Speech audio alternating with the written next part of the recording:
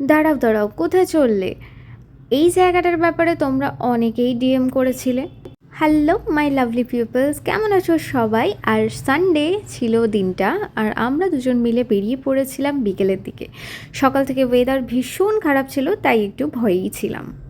আমি যেখানে শিলিগুড়িতে থাকি সেখান থেকে একদমই কাছে এই জায়গাটা। তো যাই হোক, 15 টাকা পার হেড টিকিট কেটে আমরা এন্টার করে গেলাম পার্কের মধ্যে।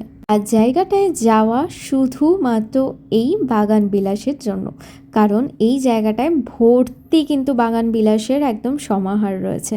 সত্যি বলতে কোথাও গিয়ে যেন শান্তিনিকেতনকে এখানে এলে একটু খুঁজে পাই।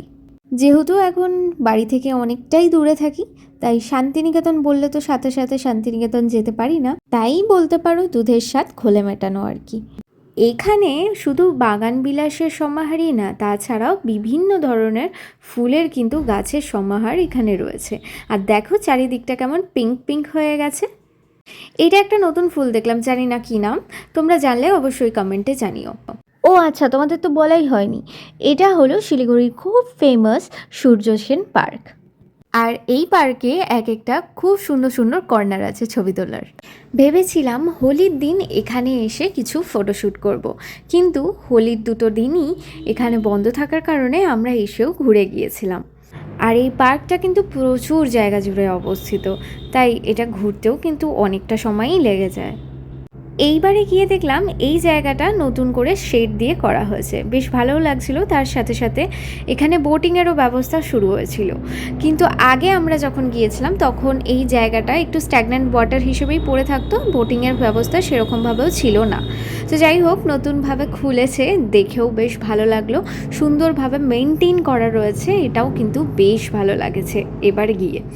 আর এছাড়াও ছিল চারিদিকে অনেক ধরনের ফুলের গাছ, মানে আর ফুল কতটা প্রিয় সেটা তো তোমরা কম বেশি আমার যারা ব্লগ দেখো তারা তো অনেকটাই জানো। আমি সত্যি ফুল ভীষণ ভালোবাসি। হঠাৎ করে ওয়েদারের কারণে জানি না একটু ঝড়ঝড়ের মতন ওয়েদার, হাওয়া কেমন উঠেছিল, আর এত সুন্দর লাগছিল জায়গাটা। আর দেখো আকাশটাও কত সুন্দরভাবে সেজে উঠেছে। আর দেখো দেখতে দেখতে কত সুন্দর আলোও জ্বলে গেছে, আর এতটাই হাওয়া দিচ্ছিল যে নিজেকে আটকে না রাখতে পেরে আমি চলে এসেছিলাম এখানে ফুলের সাথে কিছু ছবি তুলতে। আর এই ফুলগুলো নতুন লাগানো হয়েছে দেখলাম, আগের বছর এইগুলো ছিল না। আর এই গোধূলি বেলার আকাশটা দেখতে কী যে ভালো লাগছিল বলে বোঝানোর মতো নয়। আর এই জায়গাটা না ভীষণ প্রিয় আমার। তো যাই হোক, দেখতে দেখতে একটু বৃষ্টিও কিন্তু চলে এসেছিলো, তাই আমরা আর বেশিক্ষণ লেট না করে বাড়ির উদ্দেশ্যে একটু আইসক্রিম খেয়েও রওনা দিলাম। টাটা।